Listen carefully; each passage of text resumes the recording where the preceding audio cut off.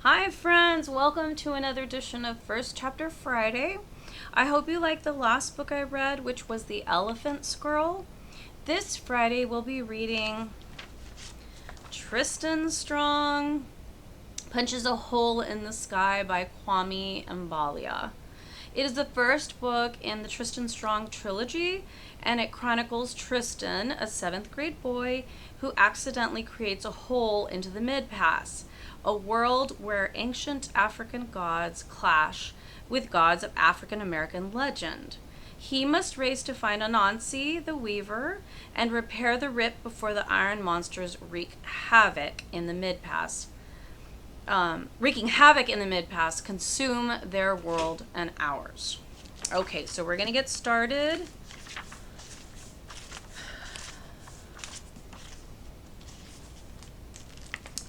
The car ride. Chapter 1. There was a rhythm in my fists. Pop, pop. It told a story. Pop, pop. Everybody thought they knew the story. They'd seen it before. He'll get over it. It's a phase. Give him space. But they only knew fragments. They didn't want to hear the rest. Oh, you do? Well, what if I told you that I went to war over my dead best friend's glowing journal? Or that I battled monsters big and small with powers I didn't know I had, with gods I didn't know existed? Would you believe me? Nah, you wouldn't. You got your own problems. You don't want to hear about my struggles, right? Oh, you do?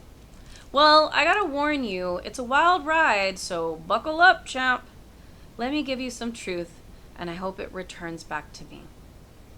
Tristan, they're here! Pop! Mom's shout interrupted my groove. I stopped pummeling the small punching bag Dad had installed in my room and loosened the straps on my boxing gloves with my teeth. The gloves fell on the bed and I dropped down next to them. Eddie's journal sat on my tiny desk in the opposite corner, still glowing. Still unopened since his mother had given it to me after the funeral 2 weeks ago. My room was so small I could have reached out and grabbed the leather book, but that would mean dealing with it. And who deals with their problems by choice? Not me. Tristan Strong! My dad yelled from down the hall. I hated that name. It made me appear to be something I'm not. My name should have been Tristan Coward, or Tristan Failure, or Tristan Fake. Maybe Tristan, how could you lose your first boxing match? Anything but Tristan Strong. Mom's footsteps echoed through our tiny apartment, and then soft knocking sounded on my door. Tristan, baby, did you hear me? I cleared my throat. Yeah, I'm coming. The door opened and Mom peeked in. She was still wearing the Team Strong t-shirt from last night. I don't think any of us had gotten much sleep after we came back from my first bout. I stayed up nursing my pride, the only thing I really injured. My little fan club, Dad, Mom, and my grandparents on Dad's side had tried to cheer me up. But I could see the disappointment written on everyone's faces, so I pretended to go to bed while they held whispered discussions into the wee hours of the morning. And now it was dawn.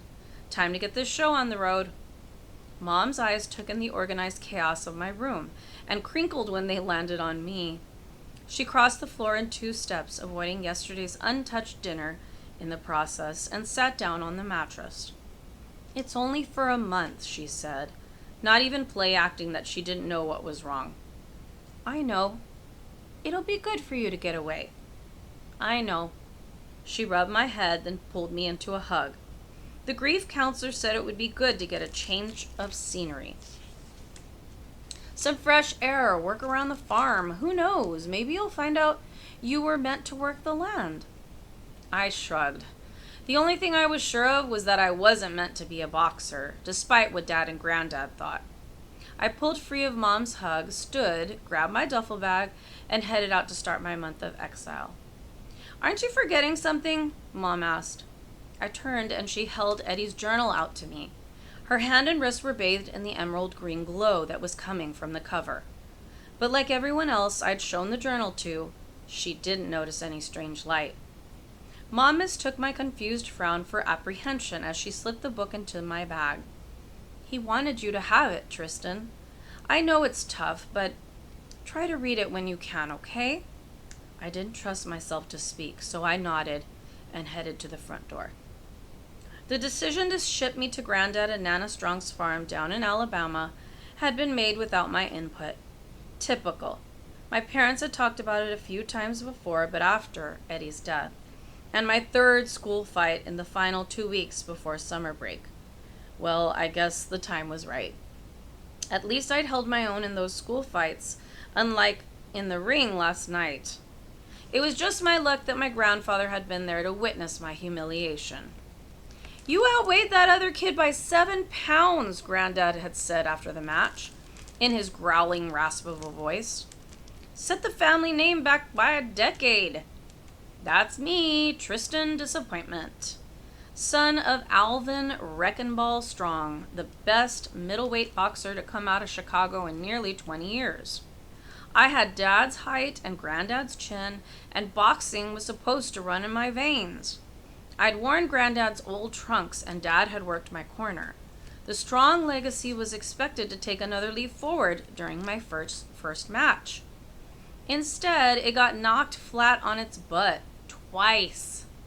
You'll get him next time, was all Dad said, but I could tell he was let down, and that hurt almost as much as getting punched. An early summer heat wave greeted me with a blast of humidity as I left the apartment building, with my backpack over my shoulder and my duffel bag in hand. Thick gray clouds huddled in the distance, and I added that to the list of totally not ominous things. Glowing journal? Yep. Storm on the horizon? You betcha. Dad and Granddad stood at the curb while Nana, no one ever called her Grandma, not if you wanted to eat, knitted in the car. Dad towered over his father, but you could see the family resemblance. Deep brown skin like mine, a wide jaw, and a proud stance. I got my hair from Mom's side of the family, thankfully, because strong men had identical bald spots peeking through their short afros. Get him in the fields, put him to work, Granddad was saying. That'll put some fire in his belly. Dad shrugged and said nothing. To be fair, no one did much talking when Granddad was around. That old man could yak a mile a minute. Nana saw me coming down the stairs, dropped her knitting, and rushed out of the car. There he is. How you doing today, baby? Are you sore from last night? She gave me a hug that muffled my answer, then shooed Granddad to the side. Get the boy's bag, Walter. Alvin, she said, addressing my father, we've got to hit the road before that thunderstorm hits. Granddad looked me up and down. Is that all you kids ever wear? I glanced down. Black Chuck Taylors with gray untied laces, loose khaki cargo shorts, and an even looser gray hoodie. That hoodie went with me everywhere. It had a picture of a flexed bicep on the back in faded black ink. Call me sentimental, but it's what I always wore when Eddie and I were hanging out. He called it the Tristan Strong uniform of choice. Perfect for all occasions. So yeah, I wear it a lot. Nana shushed him and pulled me into another hug. Don't listen to him, Tristan. I can't wait to have you back with us on the farm. You were so little last time, but them chickens you used to chase still haven't forgotten you. I packed a lunch and even rustled up a new story or two for the ride. And so, just like that, with a clap on the shoulder from Dad and a hug from Mom, I was someone else's problem for a month. Goodbye, Chicago, and all your glorious cable TV, internet, and cell phone service. I hardly knew ya. One thing became very clear during the 12-hour car ride to Alabama. I was never going to do this again. Never, ever. Sitting in an enclosed space with Granddad was like wiping your tears with sandpaper. Painful, excruciating even. And you wondered why you ever thought it was a good idea. Oh, think I'm playing? 10 minutes into the trip? When I was your age, I had a full-time job and I had already fought in 2 title fights. 3 hours in. Oh, you're hungry again. Did you bring some stopping for snacks money? 6 hours in. Man, I shouldn't have ate those leftover beans for breakfast. 8 hours in. Can't believe I drove all this way to see a strong boy fight so soft. That's your grandmother's side of the family. Ain't no strong ever looked like that in the ring. Why, I remember... Anyway, you get it. By the time we crossed the Alabama state line, I was ready to claw my way into the trunk. I don't know how Nana could just sit there and hum and knit for most of a day, but that's what she did. The Cadillac rumbled down a 2-lane highway, kicking up trails of dust and exhaust. A dented rocket ship blasting through time in reverse, from the future to a land that Wi-Fi forgot. I'd put my earbuds in somewhere back in Kentucky, but the battery on my phone had long since run out. I just kept them in so no one would bother me. Nana kept knitting in the passenger seat, and Granddad tapped a finger on the steering wheel, humming along to a song only he could hear. Things seemed more or less calm, except for one thing. Eddie's journal sat on the seat next to me. Now, I could have sworn I'd stuffed the book under the clothes in my duffel bag, which Granddad had put in the trunk, and yet here it was, waiting on me to do something I'd put off since the funeral.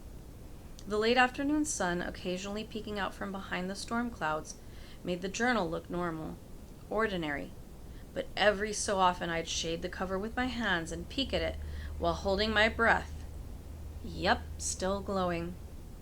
Why not open it, you might ask, and see what's inside? Well, believe me, it wasn't that simple. Before Eddie's death, the cover of his brown leather journal had always been blank. Now a weird symbol appeared to be stitched into it, like a sun with rays that stretched out to infinity, or a flower with long petals. The same symbol was embossed on a carved wooden charm that dangled from a cord attached to the journal's spine. I'd seen the tassel before. Eddie had used it to mark his spot, or to flick me in the back of the head, but the charm was new. And even more weirdly, the trinket pulsed with green light too. I'd been staring at that book every day for minutes on end, but the glow always stopped me from opening it. I mean, I knew what was in there anyway. The stories Eddie had jotted down in his goofy, blocky handwriting from his own silly creations, to the fables Nana used to tell us when we were younger, when she'd come up to visit. John Henry, Anansi the Spider, Brer Rabbit's Adventures. I'd read them all. Our end-of-semester English project was supposed to be a giant collection of stories from our childhood. Eddie was doing the writing, and I was going to give the oral presentation. Then the accident happened. The counselor mom took me to every Wednesday had said I should try to finish the writing part, even though school was now over for the year, as a part of healing and other stuff. Before you say something slick you might regret, Mr. Richardson is pretty cool for a counselor, you get me? We play Madden while we talk, which means I can focus on running up the score on his Raggedy Eagles squad and not on being embarrassed about answering questions. It helps. Some. If it gets too tough, he knows when to back off too. So you can keep your sensitive and man-up comments to yourself, chumps. To avoid thinking about the haunted journal, I watched the weather outside the car window. The clouds had never let up, even once we were in the deep south. They just switched from hurling lightning bolts at us to hurling fat drops of rain that splattered across the windshield like bugs. Everything everywhere was miserable, and that pretty much summed up my life at the moment. I took off the earbuds and sighed. Nana heard and turned around in her seat to look at me. "You hungry, sweetie?" she asked. "No, not really." "No, ma'am," Granddad's deep voice rolled back from the driver's seat. "You answer no, ma'am to your grandmother. Understand?" "Yeah." Granddad looked at me in the rearview mirror. "I mean, yes, sir." He held my eyes a moment longer, then went back to looking at the road. "Well," Nana continued, turning around and picking up her knitting, "despite what your granddad said earlier," she gave him a glare, "let me know when you are. Your mama told me you ain't been eating much, and we're gonna fix that. And don't you have some writing to do? That's what your counselor wants you to focus on." Boy don't need no counselor, Granddad rumbled. He needs to work. Ain't no time for moping when horses need feeding and fences need mending. Walter, Nana scolded. He needs to... I know what he needs. I shook my head and stopped paying attention. After spending a day in the car with them, I'd realized that this was what they did. They argued, they laughed, they sang, they argued again, and they knitted. Well, Nana knitted. But they were two sides of the same coin. With Granddad, everything was about work. Work, work, work. Bored? Here's some work. Finished working? Here's more work. Need someone to talk to? Obviously, that meant you didn't work hard enough, so you know what? Have a little bit more work. Nana, on the other hand, sang and hummed when she wasn't talking, which almost never happened because she always had a new story to share. Do you know why the owl can't sleep? She'd say, and off the story would go. And you'd sit there and listen, just being polite at first, but by the end, you'd be on the edge of your seat. I smiled. Eddie had loved listening to my grandmother. When she'd come to visit earlier this year, he'd practically followed her around, his journal in hand. Speaking of which, my left hand rested on top of it in the seat next to me, and I traced the symbol stitched into the front cover. What's that, sweetie? I looked up to see Nana peeking back over the seat. Yes, ma'am? Granddad nodded, and I let out a sigh of relief. Nana smiled. Is that for your writing? I hesitated. Yes, ma'am. I held up the book so she could see it, and her eyes widened at the symbol on the cover. Where'd you get that? She asked. Granddad turned to see what she was looking at, but Nana flapped a hand at him. Watch the road, Walter. From Eddie? I began, then paused. His mom gave it to me. It was for us, for our school project. Why? What's wrong? Could she see it? Could she tell that the book was glowing even in the daylight? Nana pursed her lips. That symbol. I just haven't seen it in a long time. You know what it is? Well, she glanced at Granddad, who turned us out as soon as we started talking about writing. It's the spider's web, an old African symbol for creativity and wisdom. It shows how tangled and complicated life can be. But with a little imaginative thinking, we can solve most of our problems and those of others. Do you notice anything else about the journal? I asked her. Nana laughed, a bright, joyous sound that infected anyone listening. Is this a test? No, ma'am. I don't see it. Nothing but procrastination. Go ahead and give it a try. Yes, ma'am, I frowned. So Nana could see the symbol, this spider web, but not that it was glowing. Well, that didn't make me feel any better.